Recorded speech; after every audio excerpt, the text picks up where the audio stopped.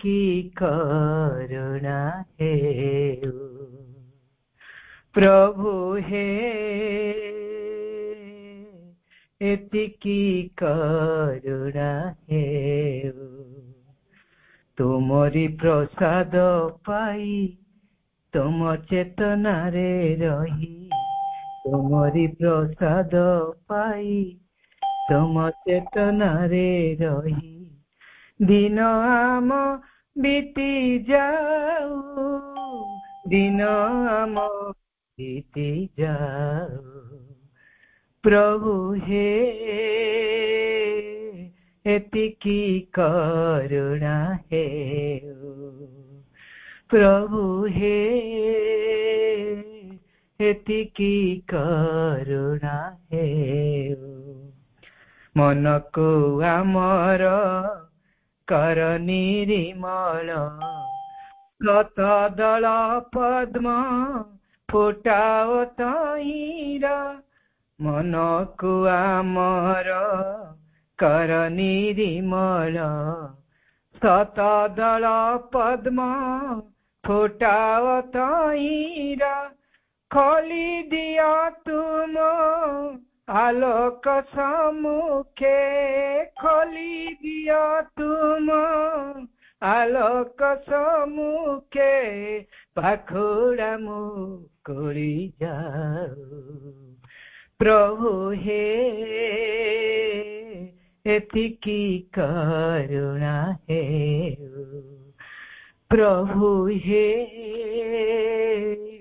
ଏତିକି କରୁଣା ହେଉ ହୃଦয়ে ବୁହାଅ ପ୍ରେମ ବୈତରଣୀ ଭୁବନ ଭୁବନ ଯାଉ ଅତିକ୍ରମୀ ହୃଦয়ে ବୁହାଅ ପ୍ରେମ ବୈତରଣୀ ଭୁବନ ଭୁବନ ଯାଉ ଅତିକ୍ରମୀ ମିଶି ଯାଉ ତୁମ ପ୍ରେମ ସାଗରରେ ମିଶି ଯାଉ ତୁମ ପ୍ରେମ ସାଗରରେ ନିଜକୁ ହଜାଇ ଦେଉ ପ୍ରଭୁ ହେ ଏତିକି କରୁଣା ହେଉ ପ୍ରଭୁ ହେ ଏତିକି କରୁଣା ହେଉ ଜୀବନରେ ଆମ ହୁଅ ଗୋ ପ୍ରକାଶ ତୁମ ମଧ୍ୟେ ହେଉ ନିତ୍ୟ ଆମ ବାସ ଜୀବନେ ଆମର ହୁଅ ଗୋ ପ୍ରକାଶ ତୁମ ମଧ୍ୟେ ହେଉ ନିତ୍ୟ ଆମ ବାସ ସକଳ ବସ୍ତୁରେ ଦୃଶ୍ୟ ହେବ ତୁମେ ସକଳ ବସ୍ତୁରେ ଦୃଶ୍ୟ ହେବ ତୁମେ କୃପା କର ମହାବାହୁ ପ୍ରଭୁ ହେ ଏତିକି କରୁଣା ହେଉ ତୁମରି ପ୍ରସାଦ ପାଇ ତୁମ ଚେତନାରେ ରହି ତୁମରି ପ୍ରସାଦ ପାଇ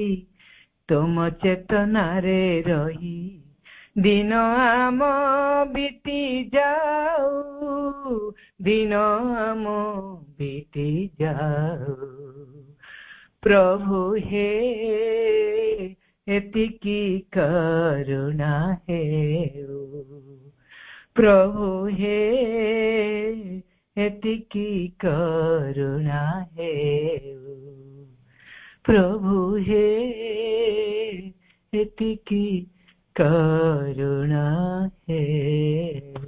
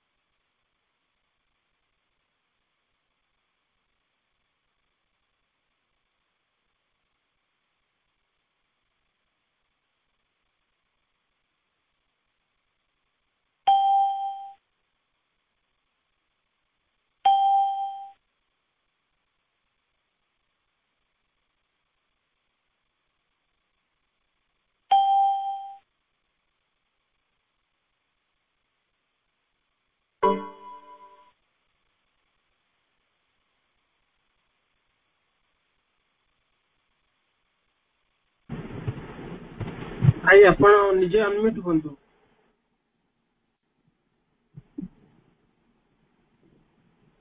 କରୁଣା ମହିମା ପରମ ପ୍ରଭୁ ଶ୍ରୀ ଅରବିନ୍ଦ। ଆଜିର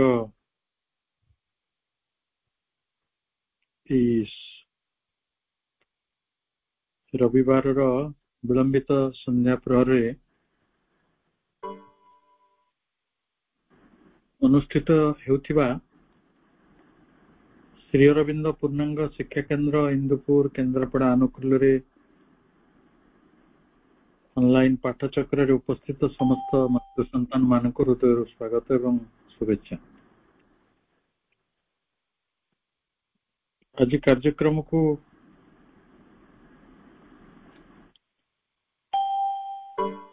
नेतृत्व देउथिबा एवं कार्यक्रम रे अंशग्रहण करथिबा समस्त भाई अपा मानक अनेक श्रद्धा और सम्मान व्यक्त करछि। आमे जो शीर्षक रे आज आलोचना मध्य को जाइछु ता होछि पूर्ण जोगरे राजनैतिक स्थितिर अनुध्यान।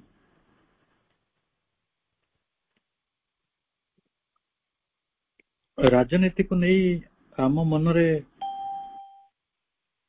नाना प्रकार आशा और आशंका गुड़िक रही अनेक द्वंद्व रही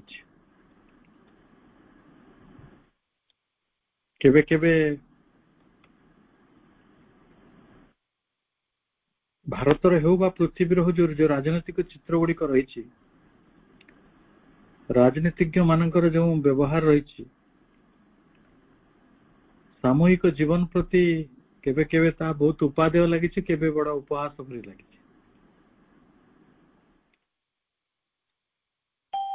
किंतु एक कथा नितांत सत्य निराट सत्य जे सभ्यता निर्माण करिबारे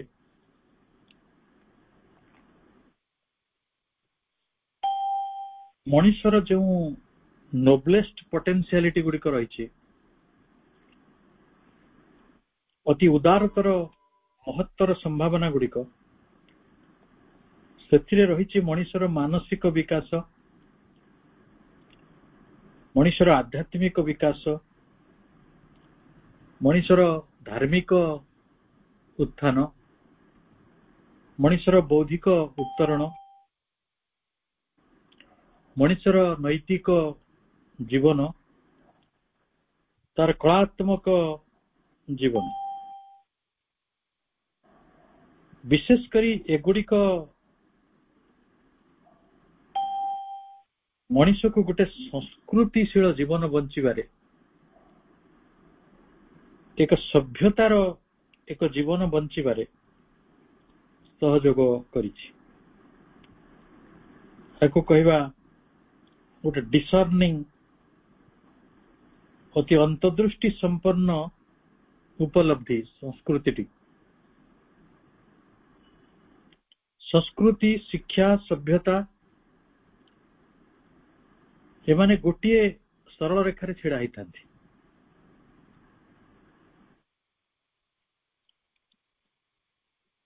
निकट रे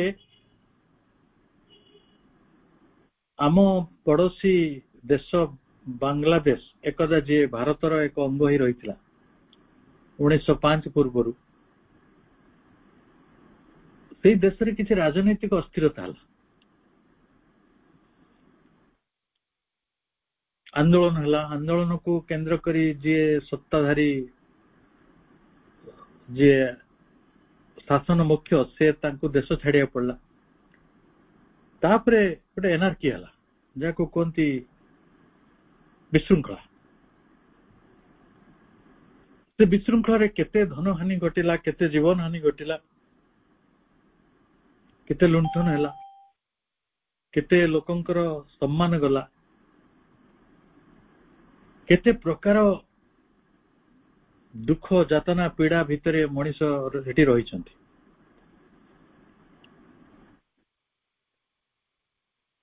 गोटे इराक युद्ध है गोटे समय इराक जो तत्कालिक शासक युद्ध रे हारीगले आपण देखिथिबे से ଦେଶଟି କିଭଳି ଗୋଟେ ବଡ ଲୁଣ୍ଠନର ଶିକାର ହେଲା। ଆମକୁ ଜଣା ନାହିଁ ଏଇ ସଭ୍ୟତା, ଏଇ ସଂସ୍କୃତି, ଏଇ କଳା, ଏଇ ସାହିତ୍ୟ, ଏଇ ବିଜ୍ଞାନ, ଏଇ ଧର୍ମ, ଆଧ୍ୟାତ୍ମିକତା, ନୈତିକତା କିଛି ବୋଲି କିଛିର ଅସ୍ତିତ୍ୱ ରହିବ ନାହିଁ। ଏଇ ବିଶାଳତା, ଏଇ ଗଭୀରତାର ଆମେ କୌଣସି ନିଦର୍ଶନ ପାଇବା ନାହିଁ, ଏଇ ଉନ୍ନତିର କୌଣସି ନିଦର୍ଶନ ପାଇବା ନାହିଁ ଯଦି ରାଜନୈତିକ ସ୍ଥିରତା ରହିବ ନାହିଁ। ଆକୁ କହନ୍ତି ରାଜନୈତିକ ତନ୍ତ୍ର। ଆମେ ତାକୁ ଯେତେ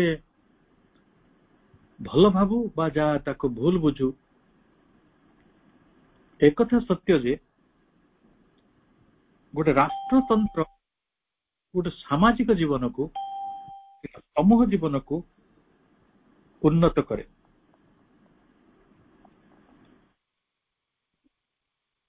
ଆଜି ଯଦି ୟୁରୋପ ଅତି ଶକ୍ତିଶାଳୀ ବା ଧନଶାଳୀ ମହାଦେଶ ବୋଲି ବିବେଚିତ ହେଉଛି, ବା ଆମେରିକା ଆଜି ଯଦି ଗୋଟେ ଧନଶାଳୀ ବିତ୍ତଶାଳୀ ରାଷ୍ଟ୍ର ବୋଲି ପରିଚିତ ହେଉଛି, ବା ଯେତେ ଉନ୍ନତ ରାଷ୍ଟ୍ର ରହିଛନ୍ତି ସମସ୍ତଙ୍କର ଏ ରାଷ୍ଟ୍ର ନିର୍ମାଣରେ ଯେଉଁ ଭୂମିକାଟି ରହିଥିଲା ତାହା ହେଉଛି ଶିକ୍ଷା, ବିଜ୍ଞାନ, ପ୍ରଯୁକ୍ତି, ସଂସ୍କୃତି। ଏ ସବୁକୁ ଯିଏ ସଂଯୋଜିତ କରନ୍ତି, ସବୁକୁ ଯିଏ ମିଶେଇ ଦିଅନ୍ତି, ସବୁକୁ ଯିଏ ପରିଚାଳନା କରନ୍ତି, ସେ ହେଉଛନ୍ତି ଗୋଟେ ପଲିଟି, ରାଷ୍ଟ୍ରତନ୍ତ୍ର ବା ରାଜନୀତି, ଶାସନତନ୍ତ୍ର। ତେଣୁ ଯୋଉ ଦେଶର ଶାସନତନ୍ତ୍ର ଯେତେ ମଜବୁତ, ଯୋଉ ଦେଶର ଶାସନତନ୍ତ୍ର ଯେତିକି ଆଧୁନିକ, ଯୋଉ ଦେଶର ଶାସନତନ୍ତ୍ର ବିବର୍ତ୍ତନ ଭିତରେ ଅତି ସିଦ୍ଧ ହେଇଛି, ବହୁ ପରୀକ୍ଷା ନିରୀକ୍ଷା ଭିତରେ ଯୋଉ ଶାସନତନ୍ତ୍ରଟି ଅତି ପ୍ରବୃଦ୍ଧ ହେଇଛି, ସେଇ ଦେଶର ସାମାଜିକ ଉତ୍ଥାନ, ତାର ଯୋଉ ଶାନ୍ତିପୂର୍ଣ୍ଣ ସହାବସ୍ଥାନ, এটা ଭାରି ସୁନ୍ଦର ହେଇପାରିଛି। ସେଇଠି ସାହିତ୍ୟର ମୂଲ୍ୟ ଅଛି, ସେଠି ବିଜ୍ଞାନର ମୂଲ୍ୟ ଅଛି, ସେଠି ସଂସ୍କୃତିର, ସ୍ଥାପତ୍ୟର, ସେଠି କବ୍ୟ କବିତାର ସବୁର ଆଦର ରହିଛି। ଯୋଉଠି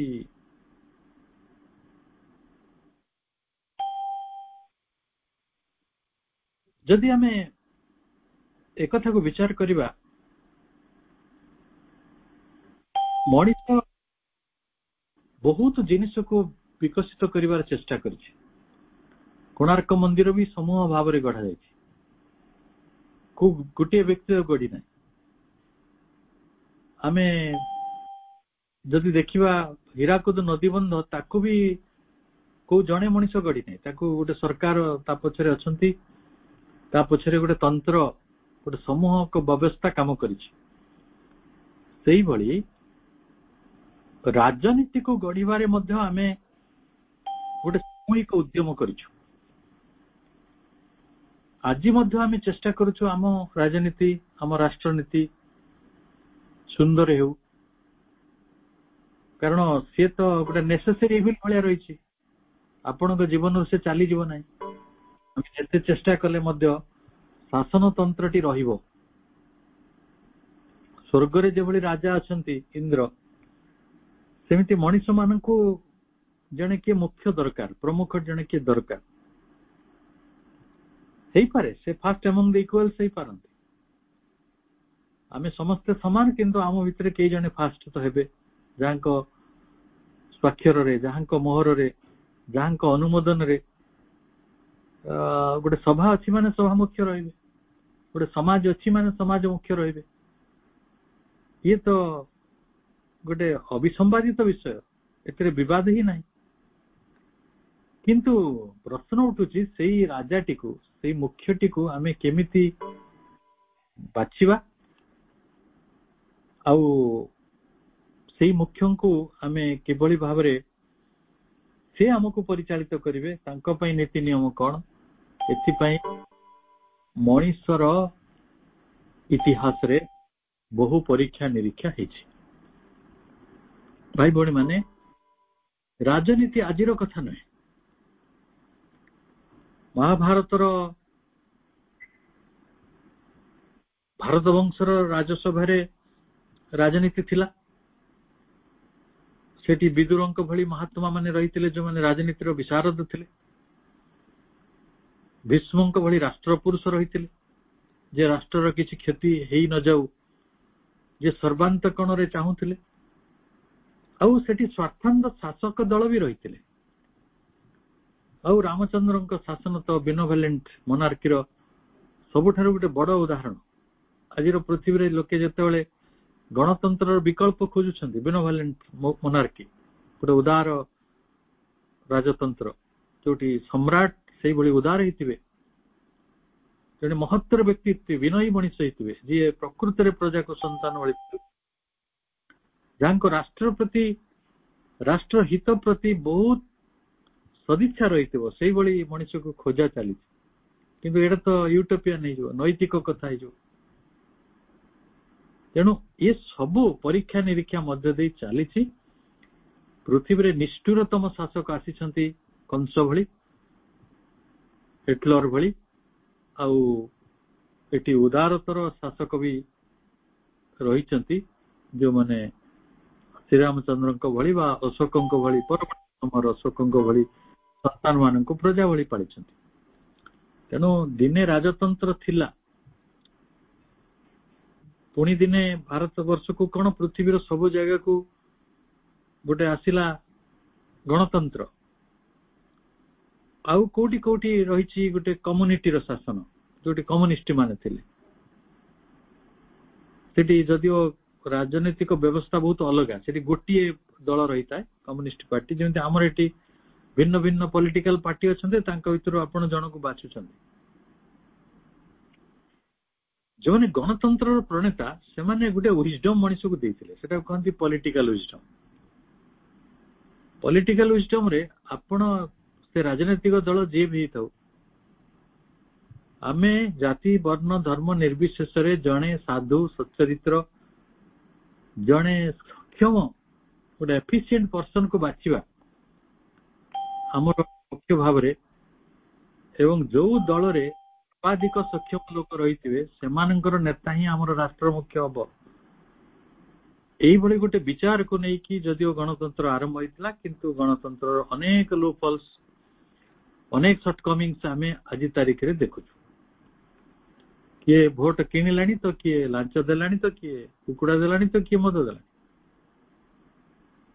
ବର୍ତ୍ତମାନ ପରିପ୍ରେକ୍ଷୀରେ ଆମେ ପୂର୍ଣ୍ଣ ଯୁଗର ପ୍ରଣେତା ଶ୍ରୀ ଅରବିନ୍ଦ, ଯିଏ ତାଙ୍କ ସମୟର ଜଣେ ଅପ୍ରତିଦ୍ୱନ୍ଦୀ ରାଷ୍ଟ୍ର ପୁରୁଷ ଥିଲେ, ଯାହାଙ୍କର ରାଷ୍ଟ୍ର ନିର୍ମାଣରେ ଗୋଟେ ଦୃଷ୍ଟି ରହିଥିଲା, ଏକ ସ୍ୱତନ୍ତ୍ର ଦୃଷ୍ଟି ରହିଥିଲା, ଯିଏ ତାଙ୍କ ଜୀବନରେ ରାଜନୈତିକ କାର୍ଯ୍ୟ କରିବାକୁ ଯାଇ ବଡ ବିପଦକୁ ବରଣ କରିଛନ୍ତି। ତାଙ୍କ ଜୀବନ ଏକ ପ୍ରକାର, ପାରିବାରିକ ଜୀବନ, ବ୍ୟକ୍ତିଗତ ଜୀବନ ଏକ ପ୍ରକାର ଉଚ୍ଛନ୍ନ ହେଇଯାଇଛି। ଚାକିରି ଛାଡିବାକୁ ପଡିଛି, ଜେଲ ଭୋଗିବାକୁ ପଡିଛି। ସେଭଳି ଜଣେ ବିରାଟ ବ୍ୟକ୍ତିତ୍ୱଙ୍କ ଦୃଷ୍ଟିକୋଣରେ ଏଇ ରାଜନୀତି କି ପ୍ରକାର କଥା, ଆମେ ସେଇ କଥାଟିକୁ ଆଲୋଚନା କରିବାକୁ ଚେଷ୍ଟା କରୁଛୁ। ଆମମାନଙ୍କର ବଡ ଭାଗ୍ୟ ଯେ ଯେତେବେଳେ ଭାରତର ସଭ୍ୟତାକୁ ନେଇ ସେ ଗୋଟେ ବହି ଲେଖିଲେ, ଅନନ୍ୟ ପୁସ୍ତକ, ଦି ଫାଉଣ୍ଡେସନ ଅଫ ଇଣ୍ଡିଆନ କଲଚର। ସେଇ ବହିରେ ସାହିତ୍ୟ ଉପରେ ଲେଖିଲେ, କଳା ଉପରେ ଲେଖିଲେ, ସ୍ଥାପତ୍ୟ ଉପରେ ଲେଖିଲେ, ସଂସ୍କୃତି ଉପରେ ଲେଖିଲେ, ସଭ୍ୟତା ଉପରେ ଲେଖିଲେ। ତା ସାଙ୍ଗରେ ସିଏ ଇଣ୍ଡିଆନ ପଲିଟି, ଭାରତୀୟ ରାଷ୍ଟ୍ରତନ୍ତ୍ର ଉପରେ 4ଟି ପ୍ରବନ୍ଧ ଲେଖିଲେ। ଆଉ ଯେତେବେଳେ ଆଶ୍ରମ ପ୍ରତିଷ୍ଠା ହେଲା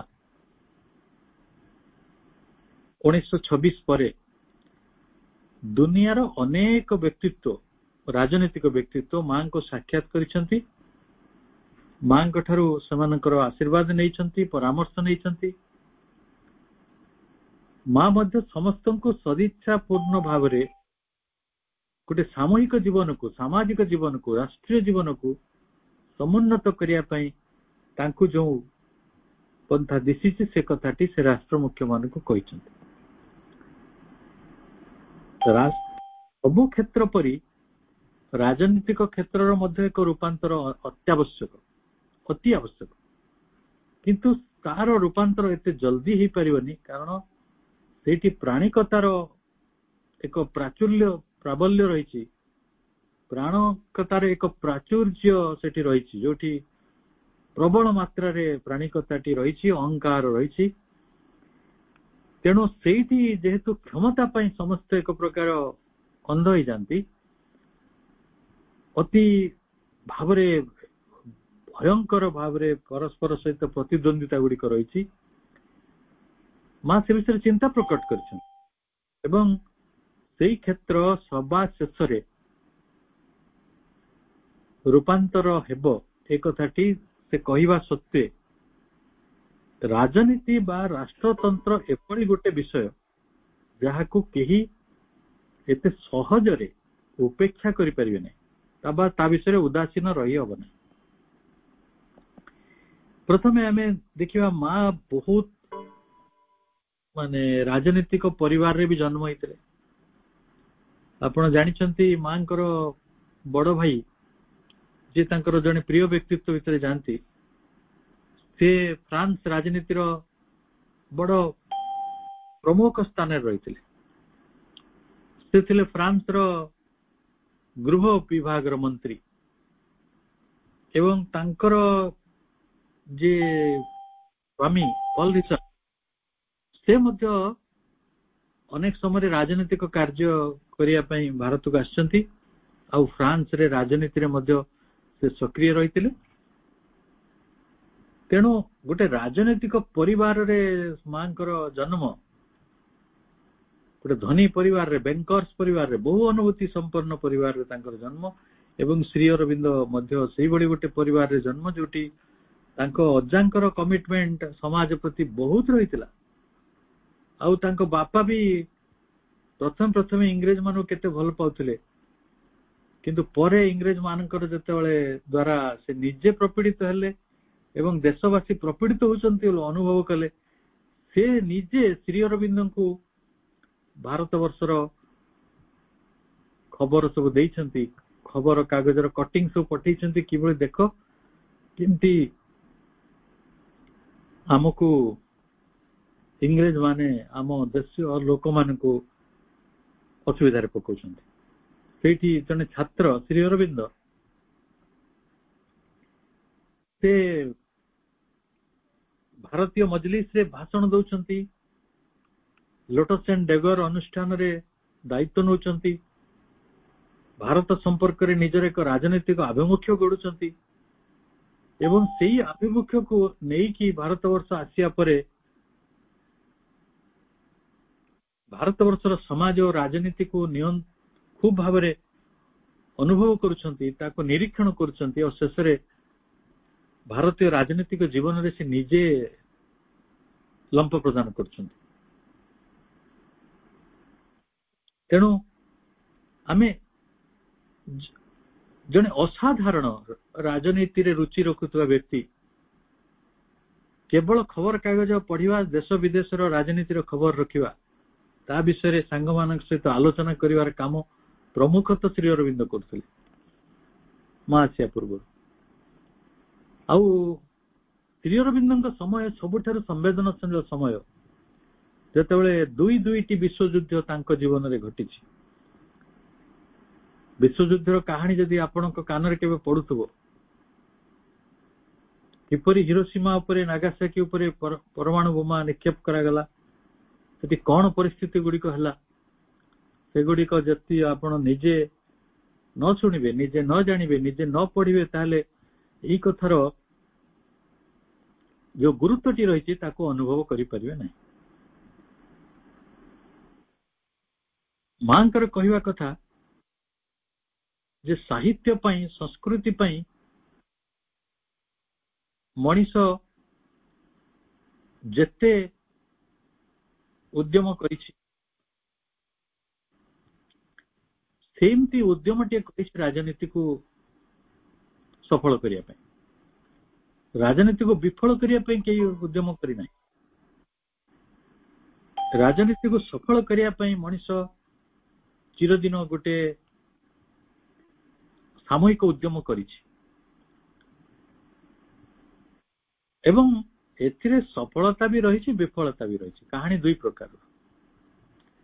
ମୁଁ ଆପଣଙ୍କୁ ପ୍ରଥମରୁ ସୂଚନା ଦେଲି, ଯୋଉଠି ସଫଳତାର କାହାଣୀ ଅଛି ସେଠି ଗୋଟେ ଉନ୍ନତ ରାଷ୍ଟ୍ର ତିଆରି ହେଇଛି। ଜାପାନ ଭଳି ଦେଶ, ସୁଇଜରଲ୍ୟାଣ୍ଡ ଭଳି ଦେଶ, ଯୋଉଠି ରାଜନୀତିକୁ ସୁନ୍ଦର କରିଦିଆଯାଇ ପାରିଛି, ସେଇଠି ଶିକ୍ଷା ବି ସମୁନ୍ନତ, ସେଇଠି ବିଜ୍ଞାନ ବି ସମୁନ୍ନତ, ସେଇଠି ଅର୍ଥନୀତି ବି ସମୁନ୍ନତ। କାରଣ ଏ ରାଜନୀତି ସହିତ ଅର୍ଥନୀତି ସଂଯୁକ୍ତ। ଆଉ ଯୋଉଠି ରାଜନୀତି ରହିଛି, ଯୋଉଠି ଅର୍ଥନୀତି ରହିଛି, ସେଇଠି ସାମାଜିକ ଶୃଙ୍ଖଳା, ସାମାଜିକ ବ୍ୟବସ୍ଥା, ଯୋଉଠି ବ୍ୟବସ୍ଥା ସୁନ୍ଦର ଥାଏ ସେଇଠି ସେ ସମାଜ ବି ସୁନ୍ଦର ହେଇଯିବ। ଆମେ ଏ କଥାଟା ବୁଝିପାରୁଛୁ। ତେଣୁ ରାଜନୀତିକୁ ପଛ କରି ଫେରିଯିଲା ଭଳି କଥା ଆମ ଜୀବନରେ ନାହିଁ।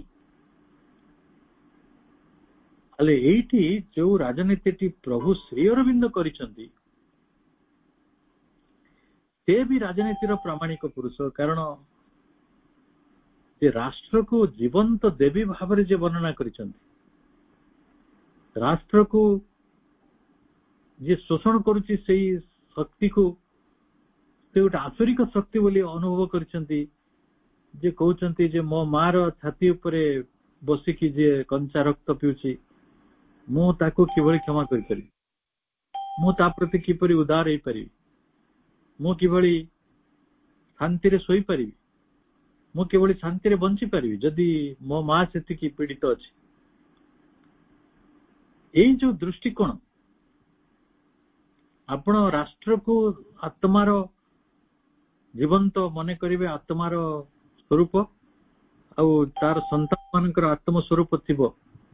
ଏଇ ଦୁଇଟି ଆତ୍ମା ସ୍ୱରୂପକୁ ଯେତେବେଳେ ରାଜନୀତିରେ ଯୋଡା ଯାଇପାରିବ, ତାହା ହେବ ଏକ ଆତ୍ମିକ ରାଜନୀତି, ତାହା ହେବ ଆଧ୍ୟାତ୍ମିକ ରାଜନୀତି। ଜଣେ ତାର ଆତ୍ମା ଭିତରୁ ତାର ଦେଶମାତୃକା ପାଇଁ ଏକ ପ୍ରତିବଦ୍ଧତାକୁ ଗଢିବ। ଆଉ এই ପୃଥିବୀରେ ଅନେକ ବ୍ୟକ୍ତି ଅଛନ୍ତି ଯୋଉମାନେ ଗୋଟେ ବିଶ୍ୱାସ କରନ୍ତି ଯେ ସାମାଜିକ ବ୍ୟବସ୍ଥା ବଦଳିଲେ ବ୍ୟକ୍ତି ବଦଳିବ। ଆଉ କିଛି ମଣିଷ ଅଛନ୍ତି ଯୋଉମାନେ କହୁଛନ୍ତି ବ୍ୟକ୍ତି ବଦଳିଲେ ସମାଜ ବଦଳିବ। ମା ଓ ପ୍ରଭୁ ପୂର୍ଣ୍ଣ ଯୋଗର ସିଦ୍ଧାନ୍ତରେ ସେଇ କଥାଟିକୁ କହୁଛନ୍ତି ଯେ ମଣିଷର ଚେତନା ନ ବଦଳିବା ପର୍ଯ୍ୟନ୍ତ ତାର କିଛି ବି ବଦଳି ପାରିବନି। ତେଣୁ ଏଠି ଚେତନା ପ୍ରଧାନ ବ୍ୟବସ୍ଥା, ଯୋଉଥିରେ ଚେତନା ବଦଳିଲେ ଆପଣଙ୍କ ରାଜନୀତି ବଦଳିବ, ସମାଜ ନୀତି ବଦଳିବ, ଅର୍ଥନୀତି ବଦଳିବ, ସାହିତ୍ୟ, ସଂସ୍କୃତି, ସଭ୍ୟତା, ଆଧ୍ୟାତ୍ମିକତା, ମଣିଷର ଜୀବନ ସବୁକିଛି ବଦଳିଯିବ ଯଦି ମଣିଷର ଚେତନାର ବୃଦ୍ଧି ହୁଏ ବା ଚେତନାଟି ସମ୍ପ୍ରସାରିତ ହୁଏ ବା ଚେତନାର ରୂପାନ୍ତର ହୁଏ। ଏବଂ ଏଇ ଚେତନାର ପରିବର୍ତ୍ତନଟାକୁ ମା ପ୍ରକୃତ ରିଭଲ୍ୟୁସନ ବୋଲି କହୁଛନ୍ତି। ଏଇ ପୃଥିବୀରେ ବହୁତ ରିଭଲ୍ୟୁସନ ହେଇଛି। ଫ୍ରେଞ୍ଚ ରିଭଲ୍ୟୁସନ ର ହୁଏତ ସେ ଯେହେତୁ ଫ୍ରାନ୍ସରେ ଜନ୍ମଗ୍ରହଣ କରିଥିଲେ ତେଣୁ ସେ ତାକୁ ଭଲ ଭାବରେ ଜାଣିଥିବେ। ଆଉ ଆପଣ କହି ରଖେ, ଯେତେବେଳେ ବଲସେଭିକ ରିଭଲ୍ୟୁସନ ହଉଥିଲା, ରୁଷିଆର ଶାସନତନ୍ତ୍ର ବଦଳୁଥିଲା, ଜାର୍ ମାନଙ୍କର ଶାସନ ଜାଗାରେ ଗୋଟେ ଅତ୍ୟାଚାରୀ ଜାର୍ ଶାସନକୁ ବିଲୋପ ଘଟେଇ ଷ୍ଟାଲିନ, ଲେନିନଙ୍କ ଭଳି ନେତାମାନେ ଯେତେବେଳେ ବଲସେଭିକ ରିଭଲ୍ୟୁସନ ରୁଷିଆରେ କରୁଥିଲେ, ଶ୍ରମିକ ମାନେ, ଖଟିଖିଆ ମାନେ, କୃଷକ ମାନେ, ସାଧାରଣ ମଣିଷ ମାନେ ଶାସନତନ୍ତ୍ର ବିରୁଦ୍ଧରେ ସଶସ୍ତ୍ର ସଂଗ୍ରାମ କରିକି ଯେତେବେଳେ ସରକାରକୁ ବଦଳୁଥିଲେ, ସମଗ୍ର ରୁଷିଆ ଯେତେବେଳେ ଆଲୋଡ଼ିତ ଥିଲା, ଏସିଆ ମାନେ ଭାରତ ଏସିଆର ସବୁଠାରୁ ବଡ ଦେଶ। ଆଜି ସିନା ମାନେ କାଜାକିସ୍ତାନ, ବେଲରୁଷିଆ ସବୁ ଅଲଗା ହେଇଛନ୍ତି, କିନ୍ତୁ 15ଟା ଦେଶର ଗୋଟେ ସମ୍ମିଳନ ସମଗ୍ର ଏସିଆକୁ ପ୍ରଭାବିତ କଲା ଭଳି, ସମଗ୍ର ୟୁରୋପକୁ ଏକା ସାଙ୍ଗରେ ପ୍ରଭାବିତ କଲା ଭଳି ଗୋଟେ ଦେଶ ହଉଛି ରୁଷିଆ। ରୁଷିଆର ରାଜନୀତି ବଦଳିଲେ ପୃଥିବୀର ରାଜନୀତି ବଦଳିବ। ଆମେରିକା ସେଇଭଳି ଶକ୍ତିଶାଳୀ ଦେଶ ଯାହାର ରାଜନୀତି ବଦଳିଲେ ପୃଥିବୀର ରାଜନୀତି ବଦଳେ। ରୁଷିଆର ଯେତେବେଳେ ପଟ ପରିବର୍ତ୍ତନ ହେଉଥିଲା, ସଶସ୍ତ୍ର ରାଜନୈତିକ ସଂଗ୍ରାମ ହେଉଥିଲା, ମା ସେତେବେଳେ ଜାପାନରେ ଥିଲେ। ରୁଷିଆର ରାଜନୈତିକ ପରିବର୍ତ୍ତନଟିକୁ ମା ଖୁବ୍ ନିକଟରୁ ଦେଖିଛନ୍ତି ଏବଂ ମା ମଧ୍ୟ ସେଇଭଳି ଶ୍ରୀଅରବିନ୍ଦଙ୍କ ଭଳି ଦ୍ୱିତୀୟ ବିଶ୍ୱଯୁଦ୍ଧ ପ୍ରଥମ ବିଶ୍ୱଯୁଦ୍ଧକୁ ଭଲ ଭାବରେ ଦେଖିଛନ୍ତି। ପ୍ରଥମ ବିଶ୍ୱଯୁଦ୍ଧ ପାଇଁ ତାଙ୍କୁ ପଣ୍ଡିଚେରୀରୁ ଯିବାକୁ ପଡିଥିଲା 1915ରେ। ତାହେଲେ ମା କହୁଛନ୍ତି ଯେ ଏଇ ଯୋଉ ବୋଲସେଭିକ ରିଭଲ୍ୟୁସନ ହଉ କି ଫ୍ରେଞ୍ଚ ରିଭଲ୍ୟୁସନ ହଉ କି ପୃଥିବୀରେ ଯାହା ସବୁ ରିଭଲ୍ୟୁସନ ହେଇଛି ସେ ସବୁ ରିଭଲ୍ୟୁସନ ଗୁଡିକ ତା ବାଟରେ ସେଠି କଣ ଶାସକ ବଦଳିଯାଏ, ଗୋଟେ ବ୍ୟବସ୍ଥା ବଦଳିଯାଏ, କିଛି ଔପଚାରିକତା ବଦଳିଯାଏ। ଯେମିତିକି ଏବେ ଆମ ଦେଶରେ ଆମ ଓଡିଶାରେ ଶାସନ ବଦଳିଲା, କିଛି ପରିବର୍ତ୍ତନ ତ ନିଶ୍ଚୟ ହଉଛି। ପରିବର୍ତ୍ତନ ତ ଏଇଟା ଗୋଟେ ଭବିଷ୍ୟତ କଥା, କିନ୍ତୁ ଏଟାକୁ ଆମେ ଟ୍ରୁ ରିଭଲ୍ୟୁସନ କହିପାରିବା। ପ୍ରକୃତରେ କିଛି ବିପ୍ଳବାତ୍ମକ ମାନେ ଘଟିଲା, କିଛି ବିରାଟ ପରିବର୍ତ୍ତନ ଘଟିଲା, ବ୍ୟାପକ ପରିବର୍ତ୍ତନ। ଶାସନ ବ୍ୟବସ୍ଥା ବଦଳିଲେ ବେଶୀ କିଛି ଲାଭ ହବ ନାହିଁ। ପୂର୍ଣ୍ଣ ଯୋଗ କହୁଛନ୍ତି ଯେ ଯଦି ଚେତନାର ପରିବର୍ତ୍ତନ ହୁଏ, ଚେତନାରେ ବିପ୍ଳବ ଆସେ, ତାହେଲେ ସେଇ ବିପ୍ଳବଟା ଯଥାର୍ଥ ବିପ୍ଳବ। ମଣିଷ ମାନେ ପ୍ରତିବଦ୍ଧ ହେବେ, ମଣିଷ ମାନେ ରାଷ୍ଟ୍ରକୁ ଭଲ ପାଇବେ, ରାଷ୍ଟ୍ର ପ୍ରତି ସେମାନଙ୍କର ସମର୍ପିତ ଭାବନା ରହିବ, ଅତି ନିସ୍ୱାର୍ଥପର ଭାବରେ ତ୍ୟାଗର ସହିତ। ଆପଣ କହିବେ ଯେ ଗୋପବନ୍ଧୁ ଦାସ ଓଡିଶାରେ ଯୋଉ ତ୍ୟାଗର ସହିତ କାମ କରୁଥିଲେ, ପରବର୍ତ୍ତୀ ସମୟରେ ତାଙ୍କରି ସଂଗଠନର ଲୋକମାନେ ସେଇ ତ୍ୟାଗର ସହିତ କାମ କଲେ। ଓଡିଶାକୁ ହଉ କି ଗୋଟେ ଦେଶକୁ ହଉ, ଗୋଟେ ରାଜନୀତିଜ୍ଞ ଯିଏ ଗୋଟେ ଜଣେ ରାଷ୍ଟ୍ର ପୁରୁଷ ଯେତେ ଗୋଟେ ଯିଏ ପ୍ରକୃତରେ ତାଙ୍କ ଭୂଖଣ୍ଡଟିକୁ, ତାର ସାମାଜିକ ବ୍ୟବସ୍ଥାକୁ ଯେ ନିଜ ଭିତରେ ଆତ୍ମସ୍ଥ କରିଛନ୍ତି, ଯେ ନିଜେ ଏତେ ଭଲ ପାଇଛନ୍ତି, କାହିଁକି ନା ତାଙ୍କ ଚେତନାରେ ରୂପାନ୍ତର ଘଟିଛି ଏବଂ ତାଙ୍କ ଚେତନାରେ ଗୋଟେ ବ୍ୟାପକତା ଆସିଛି, ତାଙ୍କ ଚେତନାରେ ଉଦାରତା ଆସିଛି, ତାଙ୍କ ଚେତନା ବ୍ୟାପ୍ତ ହେଇଛି, ତାଙ୍କ ଚେତନାରେ ସ୍ୱାର୍ଥ ନାହିଁ। ସେ ସ୍ୱାର୍ଥାନ୍ଧ ନୁହନ୍ତି ଦୁର୍ଯ୍ୟୋଧନ ଭଳି, ସେ ମତାନ୍ଧ ନୁହନ୍ତି। ତେଣୁ ମତାନ୍ଧ ମାନେ, ସ୍ୱାର୍ଥାନ୍ଧ ମାନେ, ଯୋଉମାନଙ୍କର ଚେତନାର ରୂପାନ୍ତର ଘଟି ନାହିଁ, ସେମାନେ ବାସ୍ତବରେ ରାଷ୍ଟ୍ରର କିଛି ଭଲ କରିପାରିବେନି। ତେଣୁ ରାଷ୍ଟ୍ରର ମଙ୍ଗଳ କରିବାକୁ ହେଲେ ସେ ବ୍ୟକ୍ତି ମୁକ୍ତିକାମୀ ହବା ଉଚିତ। ହେଲେ ଆପଣ କହିବେ ମୁକ୍ତିକାମୀ ମାନେ? ସମସ୍ତେ ତ ମୁକ୍ତ। ଜଣେ ନାଗରିକ ଭାବରେ ମୁଁ ମୋର ବକ୍ତବ୍ୟ ଦେବାକୁ, କିଛି ଲେଖା ଲେଖିବାକୁ, ମୁଁ କିଛି ମତ ପ୍ରକାଶ କରିବାକୁ, ମୁଁ ମୋ ଜୀବନଟି ବଞ୍ଚିବା ପାଇଁ ଆମେ ମୁକ୍ତ। କିନ୍ତୁ ସେଇଟା ମୁକ୍ତି ବୋଲି ପ୍ରଭୁ ଅଭିହିତ କରୁନାହାନ୍ତି। ପ୍ରଭୁ କହୁଛନ୍ତି ଦେଖ ଏଇଟା ଗୋଟିଏ ଆଧ୍ୟାତ୍ମିକତା ସହିତ ଜଡିତ।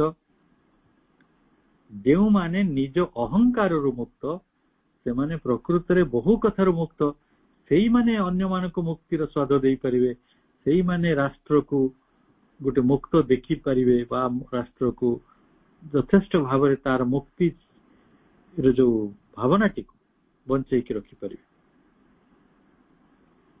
ଗୋଟେ ରାଷ୍ଟ୍ରୀୟ ଜୀବନକୁ ପରିଚାଳିତ କରିବାକୁ ହେଲେ, ଗୋଟେ ସାମାଜିକ ଜୀବନକୁ ସୁନ୍ଦର କରିବାକୁ ହେଲେ ଆପଣଙ୍କୁ ଶକ୍ତି ଦରକାର। ଯଦି ଶକ୍ତି ଠିକ ଭାବରେ ପରିଚାଳିତ ହେଇଥାନ୍ତା, ଆଜି ବାଂଲାଦେଶର ଅବସ୍ଥା ଏହା ହେଇନଥାନ୍ତା। ଶକ୍ତିକୁ ଠିକ ଢଙ୍ଗରେ ପରିଚାଳିତ ହେଇଥିଲେ ଆଜି ହମାସ କି ଲେବାନନ କି ଇସ୍ରାଏଲ କି ସିରିଆରେ ଯୋଉ ପରିସ୍ଥିତି ହେଇଛି ସେଗୁଡିକ ସବୁ ହୁଅନ୍ତା ନାହିଁ। ତାହେଲେ ଆପଣ ଶକ୍ତି କୋଉଠୁ ଆଣିବେ? ପୃଥିବୀର ଅମିତ ଶକ୍ତିଶାଳୀ ବ୍ୟକ୍ତି ମାନେ ଥିଲେ, ଯୋଉମାନେ ଶାସନ କରୁଥିଲେ, ଏକଛତ୍ରବାଦୀ ମାନେ ବି ଥିଲେ ମୁସଲିନଙ୍କ ଭଳିଆ। ତ ସେମାନେ କଣ ତାଙ୍କ ରାଷ୍ଟ୍ରଟାକୁ ଏତେ ଭଲ କରିଦେଲେ? ନା ସେମାନେ ରାଷ୍ଟ୍ରକୁ ନିନ୍ଦାରେ ପକେଇଦେଲେ, ଅସୁବିଧାରେ ପକେଇଦେଲେ। ତାର କାରଣ ହେଲା ଯେ ସେମାନେ ତାଙ୍କର ଅସଲ ଶକ୍ତି, ଦିବ୍ୟ ଶକ୍ତିଟିକୁ ହାସଲ କରିପାରିନାହାନ୍ତି। ମୁଁ ଆପଣଙ୍କୁ ଗୋଟେ ସରଳ ସୂତ୍ର କହୁଛି। ଆମ ଭାରତ ବର୍ଷରେ ଏପର୍ଯ୍ୟନ୍ତ ଯେତେ ଜଣ ଲୋକ ପ୍ରଧାନମନ୍ତ୍ରୀ ହେଲେଣି, କୋଉମାନଙ୍କୁ ସଫଳ ପ୍ରଧାନମନ୍ତ୍ରୀ କହିପାରିବା? ଯୋଉମାନେ ଶକ୍ତିଟିକୁ ଆଧ୍ୟାତ୍ମିକରଣ କରିପାରିଛନ୍ତି। ଏଇଟା ରାଜନୈତିକ ଲୋକମାନେ ଏଇ କଥାଟି କାହିଁକି ଶିଖୁନାହାନ୍ତି? ଶିଖିବାରେ ଅସୁବିଧା କୋଉଠି? କାହାକୁ କିଏ ଗୋଟେ ଧାର୍ମିକ ହେଇଯିବାଟା ତାର ଶକ୍ତି ନୁହେଁ, ତାର ଆଧ୍ୟାତ୍ମିକ ଶକ୍ତିଟିକୁ ସେ ଜାଗ୍ରତ କରିପାରୁଛି କି? ଯେତେବେଳେ ଜଣେ ରାଷ୍ଟ୍ର ମୁଖ୍ୟ ନିଜର ଆଧ୍ୟାତ୍ମିକ ଶକ୍ତିକୁ ଜାଗ୍ରତ କରେ, ସିଏ ସମଗ୍ର ରାଷ୍ଟ୍ର ଆଧ୍ୟାତ୍ମିକ ଶକ୍ତିକୁ ମଧ୍ୟ ଜାଗ୍ରତ କରିପାରିବ। ଯେମିତିକି ଆମେ ଅନେକ ଶାସକ ମାନଙ୍କ କଥା ଜାଣିଛୁ, ଯୋଉମାନେ ରାଜତନ୍ତ୍ରରେ ବି ଯଦି ରାଜା ଉନ୍ନତ ଚିନ୍ତା ଓ ବିଚାରର ମଣିଷ ଥିଲେ, ତାଙ୍କ ପ୍ରଜାମାନେ ଉନ୍ନତ ଚିନ୍ତା ଓ ବିଚାରର ହୋଇଥିଲେ। ଆମେ ବିକ୍ରମାଦିତ୍ୟଙ୍କ ସମୟ କଥା ଆଲୋଚନା କରୁ। ଗୁପ୍ତ ଯୁଗକୁ ଭାରତର ସୁବର୍ଣ୍ଣ ଯୁଗ ବୋଲି କୁହାଯାଉଛି। କାହିଁକି ନା ସେଇଠି କଳାର ଆଦର ରହିଥିଲା, ପାଣ୍ଡିତ୍ୟର ଆଦର ରହିଥିଲା, ଶାସ୍ତ୍ରର ଆଦର ରହିଥିଲା। ସେମାନେ ସମାଜ ନୀତିଟିକୁ, ଅର୍ଥନୀତିଟିକୁ, ରାଜନୀତିକୁ ସୁପରିଚାଳନା କରିଥିଲେ। ସେମାନେ ଚେଷ୍ଟା କରିଥିଲେ ଯେ maximum happiness to maximum people, ଗୋଟେ ବଡ ସଂଖ୍ୟାର ଲୋକମାନଙ୍କୁ ଆପଣ ମ୍ୟାକ୍ସିମାଇଜ କରନ୍ତୁ ହ୍ୟାପିନେସ୍ କୁ ଟୁ ମ୍ୟାକ୍ସିମମ୍ ପିପଲ। ସେଇ ବିଚାରଧାରାରେ ଯେତେବେଳେ ଗୋଟେ ରାଷ୍ଟ୍ର ଚାଲିବ, ସେତେବେଳେ ତା ରାଜନୀତି ସୁନ୍ଦର ହେଇପାରିବ। କିନ୍ତୁ ସେଇ ଶକ୍ତିଟା ସେ କୋଉଠୁ ଆଣିବ? ଯଦି ସେ ନିଜେ ଶାନ୍ତିପ୍ରିୟ ହେଇଥିବେ, ନିଜେ ସ୍ଥିରତାକୁ ଭଲ ପାଉଥିବେ, ଯଦି ନିଜେ ଏକ ସନ୍ତୁଳନ ବ୍ୟକ୍ତିତ୍ୱ ହେଇଥିବେ, ଯଦି ସେ ନିଜେ ତାଙ୍କ ଭିତରେ ଆଧ୍ୟାତ୍ମିକ ଜାଗୃତି ଘଟିଥିବ, ତାଙ୍କ ଭିତରେ ସେଇଭଳି ଗୋଟେ ସଫଳ ବ୍ୟକ୍ତିତ୍ୱ ରହିଥିବ, ସିଏ ଗୋଟେ ପିତୃପ୍ରାଣ ମଣିଷ ହେଇଥିବେ ବା ମାତୃପ୍ରାଣ ବି ହେଇପାରନ୍ତି, ଯୋଉଠି ଉଦାରତର ଭାବ ଗୁଡିକ ବଞ୍ଚିବ। ଏଇ ଉଦାରତର ଭାବଟି ବଞ୍ଚିବ କୋଉଠୁ? ଯେତେବେଳେ ଗୋଟେ ଇଗୋଲେସନେସ୍ ଆସିବ ଏବଂ ସେ ମୂଳତଃ ଶକ୍ତିଟିକୁ ଆଧ୍ୟାତ୍ମିକ ଶକ୍ତି ଭାବରେ ପାଉଥିବେ। ଆପଣଙ୍କୁ କହି ରଖେ, ଆମେ ଏ ବିଷୟକୁ ଯଦି ଅତି ପ୍ରସଙ୍ଗକୁ ନେଇକି ଆଲୋଚନା କରିବା ବିବାଦ ହେଇଯିବ। ପ୍ରକୃତରେ କୋଉମାନେ ଆଧ୍ୟାତ୍ମିକ, ସେମାନେ ଅନ୍ତରଙ୍ଗ ସାଧନା କରନ୍ତି କି ବହିରଙ୍ଗ ସାଧନା କରନ୍ତି? ବହିରଙ୍ଗ ସାଧନାରେ କେତେ ପ୍ରକାର ବାଟ ଅଛି। ସେମିତି ହେଲେ ତ ଆମ ଦେଶର ପ୍ରାୟତଃ ସବୁ ନେତା ମନ୍ଦିର ମସଜିଦ ଦୌଡୁଛନ୍ତି, ସବୁ ଦାବି କରୁଛନ୍ତି ଆମେ ଅମକେ ଜାତିର, ଅମକେ ଧର୍ମର। କିନ୍ତୁ ସେଇଗୁଡା କଣ ରାଷ୍ଟ୍ରନୀତି? ନା ସେଇଥିରେ ଯଥାର୍ଥ ଚେତନାଟି ପ୍ରତିଫଳିତ ହଉଛି? ପ୍ରଭୁଙ୍କର ରାଜନୀତି ସମ୍ପର୍କରେ ବା ମାଙ୍କର ରାଜନୀତି ସମ୍ପର୍କରେ ଯୋଉ ମୂଳ କଥା ଗୁଡିକୁ ଯଦି ଆମେ ନବା, ତା ଦୃଷ୍ଟିକୋଣଟିକୁ ଆମେ ତାକୁ ଏଇଭଳି ବର୍ଣ୍ଣନା କରିପାରିବା। ଗୋଟେ ହେଲା ସ୍ପିରିଚୁଆଲ ଟ୍ରାନ୍ସଫର୍ମେସନ। ଆଧ୍ୟାତ୍ମିକ ରୂପାନ୍ତରଟି ସମସ୍ତଙ୍କ ପାଇଁ ପ୍ରୟୋଜନ। କବି ପାଇଁ ପ୍ରୟୋଜନ, ଲେଖକ ପାଇଁ ପ୍ରୟୋଜନ, ନର୍ତ୍ତକୀ ପାଇଁ ପ୍ରୟୋଜନ, ରାଜନୀତି ପାଇଁ ବି ପ୍ରୟୋଜନ। ତେଣୁ ଯେତେବେଳେ ବ୍ୟକ୍ତି ରୂପାନ୍ତରିତ ହୁଏ, ଆଧ୍ୟାତ୍ମିକ ରୂପାନ୍ତରର ପ୍ରକ୍ରିୟା ଭିତରେ ଦେଇଯାଏ, ସେତେବେଳେ ଆମେ ସମୂହଟିକୁ, ସମାଜକୁ ଗୋଟେ ବିବର୍ତ୍ତିତ ସମାଜ ବା ଗୋଟେ ରୂପାନ୍ତରିତ ସମାଜ ବୋଲି ମନେ କରିବା, ଯୋଉଠି ଆପେ ଆପେ ଶାନ୍ତି ଗୁଡିକ ବିରାଜମାନ କରିବ। ମତେ ଗୋଟେ କଥା କୁହନ୍ତୁ, ଆମେ ଆଗ ଥର ବି ଆଲୋଚନା କଲାବେଳେ ଏ ପ୍ରସଙ୍ଗ ଆସିଥିଲା। ଭାରତ ବର୍ଷ ଭଳି ଗୋଟେ ଦେଶରେ, ମୁଁ ଭାରତ ବର୍ଷକୁ ଦେବଭୂମି କହୁଛି, ଭାରତ ବର୍ଷକୁ ବେଦର ଭୂମି କହୁଛି, ଭାରତକୁ ତପସ୍ୟାର ଭୂମି କହୁଛି, ଭାରତକୁ ଆମେ ଆର୍ଯ୍ୟାବର୍ତ କହୁଛୁ, ଭାରତ ହଉଛି ସଂସ୍କୃତିର ଏନ୍ତୁଡିଶାଳ, ଭାରତ ହଉଛି ବିଜ୍ଞାନ, ଦର୍ଶନ, ଶିକ୍ଷା, ସଂସ୍କୃତିର ଜନ୍ମ ମାଟି। ଏଇଟା ବିଜ୍ଞାନ, ଆଧ୍ୟାତ୍ମିକତା, ଧର୍ମ ସବୁକୁ ଏଇଠି ଜନ୍ମ ମିଳିଛି। କିନ୍ତୁ ସେଇଭଳି ଦେଶରେ ଆମେ ଶିକ୍ଷା ପାଇଁ ଖର୍ଚ୍ଚ କରୁଛୁ 3% ଆମ ଜିଡିପିର, ଆଉ ଆମ ପୋଲିସ ବିଭାଗରେ ଆମେ ଖର୍ଚ୍ଚ କରୁଛୁ 35%। କାହିଁକି ନା ଆମେ ଶାନ୍ତି ପ୍ରିୟ ହେଇକି ରହିପାରୁନାହାନ୍ତି। ଆମେ ସବୁ ମଣିପୁର ଭଳିଆ ହଉଛୁ। କେବେ ମହାଭାରତ ଯୁଗରେ ଦ୍ରୌପଦୀକୁ ଆଣିକି ବିବସ୍ତ୍ର କରୁଥିଲୁ, ଏବେ ଆଉ କାହାକୁ ବିବସ୍ତ୍ର କରୁଛୁ। ଏଠି ପୋଲିସ ଦରକାର ପଡୁଛି, ସୈନ୍ୟ ଦରକାର ପଡୁଛି। ତାହେଲେ ଆପଣ ଭାବନ୍ତୁ, ଯଦି ସ୍ପିରିଚୁଆଲ ଟ୍ରାନ୍ସଫର୍ମେସନ ହବ, ଆପଣ ସ୍ପିରିଚୁଆଲ ଟ୍ରାନ୍ସଫର୍ମେସନ ଟାକୁ ଭାବନ୍ତୁ, ଟିକେ ତ ବଡ କଥା, ସାମାନ୍ୟ କଥାଟିଏ। ଯଦି ଭାରତ ବର୍ଷରେ ନିଶା ଦ୍ରବ୍ୟର କାରବାର ବନ୍ଦ ହେଇଯିବ, ମଦ ଠାରୁ, ଗଞ୍ଜେଇ ଠାରୁ, ଗୁଟକା ଠାରୁ 80% ଦୁର୍ଘଟଣା କମିବ, 75% ହିଂସା କମିବ, ଲୋକଙ୍କ ଦାରିଦ୍ର୍ୟ ଦୂର ହବ 15 ଦିନ ମାସେ ଭିତରେ, ସାମାଜିକ ଶାନ୍ତି ବଢିବ, ଡୋମେଷ୍ଟିକ ଭାଓଲେନ୍ସ କମିବ, କିନ୍ତୁ ହେଇପାରୁଛି? ତାହେଲେ କେତେ ଦୂର ଗୋଟେ ଆଧ୍ୟାତ୍ମିକ ସମାଜ ତିଆରି କରିବା, କେତେ ଦୂର ଗୋଟେ ଶାନ୍ତିପୂର୍ଣ୍ଣ ସମାଜରେ ତିଆରି କରିବା, ଯୋଉଠି ସମସ୍ତଙ୍କ ପାଇଁ ସମ୍ମାନ ରହିଥିବ, ସମସ୍ତଙ୍କ ପାଇଁ ଆଦର ରହିଥିବ, ସମସ୍ତଙ୍କ ପାଇଁ ସ୍ନେହ ରହିଥିବ, ସମସ୍ତଙ୍କ ପ୍ରତି ସହାନୁଭୂତି ରହିଥିବ, ସମସ୍ତଙ୍କ ପ୍ରତି ସହଯୋଗିତା ରହିଥିବ। ସେମିତି ଗୋଟେ ସମାଜକୁ ଆମେ ଗଢି ପାରୁଛୁ କି? ଭାରତବର୍ଷ ଭଳି ତପସ୍ୟାର ଭୂମିରେ, ଦେବଭୂମିରେ, ଯୋଉଠି ଦେବତା ମାନେ ବିଚରଣ କରୁଥିଲେ, ଯୋଉଠି ଶାସ୍ତ୍ରର ପ୍ରଥମ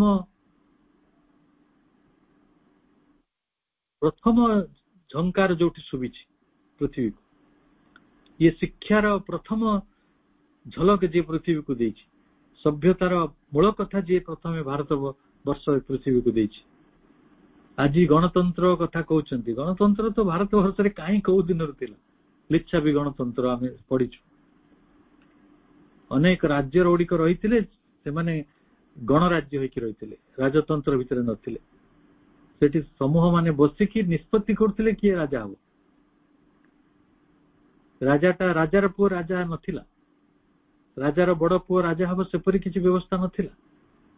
ତେଣୁ ଯୋଉଠି ସମାଜର ଲୋକମାନେ ଶିକ୍ଷିତ ହେଇ ପଡନ୍ତି, ସମାଜର ଲୋକମାନେ ଚେତନଶୀଳ ହେଇ ପଡନ୍ତି, ସମାଜର ଲୋକମାନେ ସଂସ୍କୃତି ପ୍ରିୟ ହେଇଯାନ୍ତି, ଯେତେବେଳେ ସମାଜର ଲୋକମାନେ ସଭ୍ୟତା ପ୍ରତି ପ୍ରତିବଦ୍ଧତା ରଖନ୍ତି, ବିଜ୍ଞାନ ପ୍ରଯୁକ୍ତିକୁ ଭଲ ରୂପରେ ବୁଝିଥାନ୍ତି, ଜାପାନ ଭଳି ଦେଶ, ସୁଇଜରଲ୍ୟାଣ୍ଡ ଭଳି ଦେଶ, ମୁଁ ସେ ଦେଶ ଗୁଡିକର ନାଁ ନଉଛି କାହିଁକି ନା ସେମାନେ ତାଙ୍କ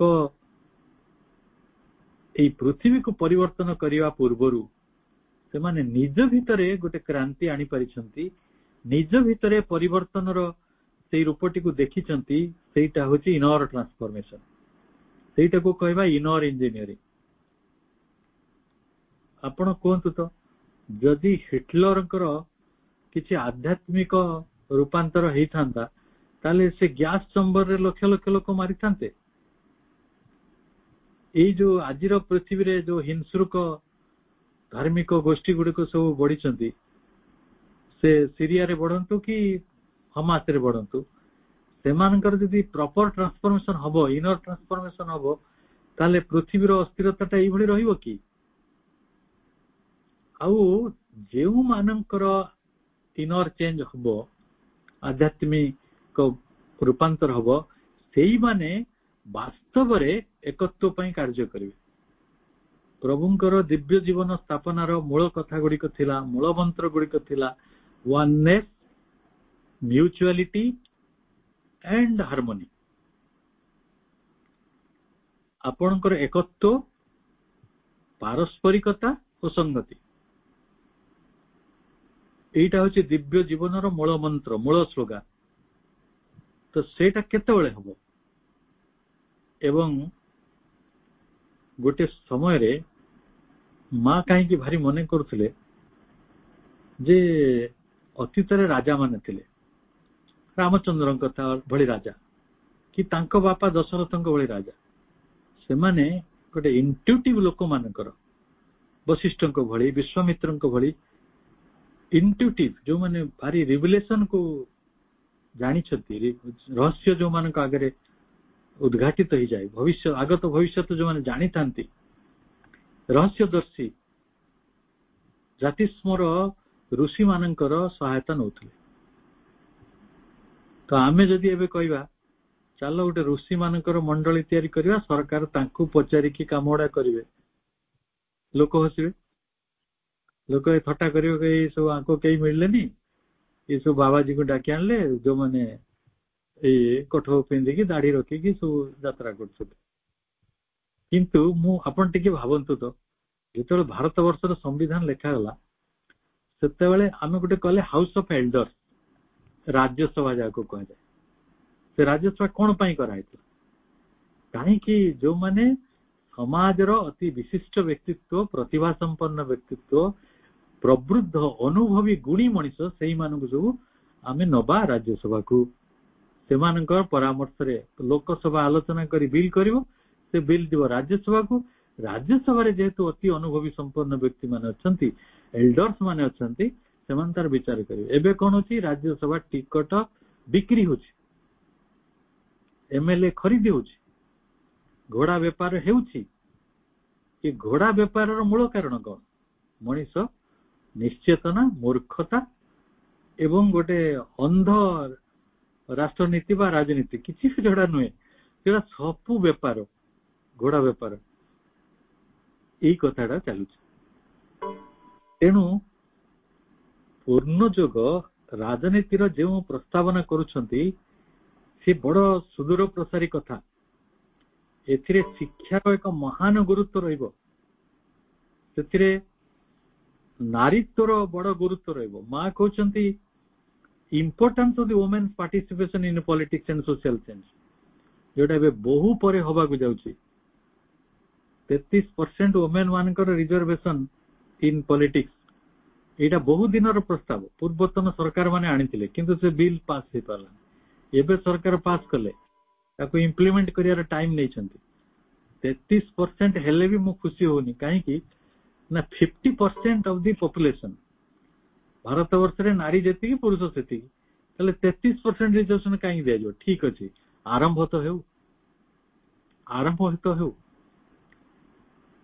ये गोटे आरंभ हला परे तार परिवर्तन टी आउरी सुदूर प्रसारी हेई परिबो तेणु जेतबेले नूतन जगत टी आसीबो न्यू वर्ल्ड ऑर्डर आसीबो से न्यू वर्ल्ड ऑर्डर रे नूतन जगत रे सबुठारु जोटा गुरुत्व रहिबो सेटा होची स्पिरिचुअल वैल्यूज रो आध्यात्मिक मूल्य रो एवं ए आध्यात्मिक मूल्य एकत्व संगति तारि परे ठिया हबो राजनीति तारि परे ठिया हबो राष्ट्रनीति एवं आमे जो माने राजनीति रे बा राष्ट्रनीति रे रुचि रखू आमे समस्ते प्रभु श्री अरविंदଙ୍କ द्वारा रचित the foundation of Indian culture बहिटीर जो 4टी प्रबंध रही ताकू भल भाव अध्ययन करि परिबा समस्त को अनेक अनेक शुभेच्छा शुभरात्रि बंदे मातरम।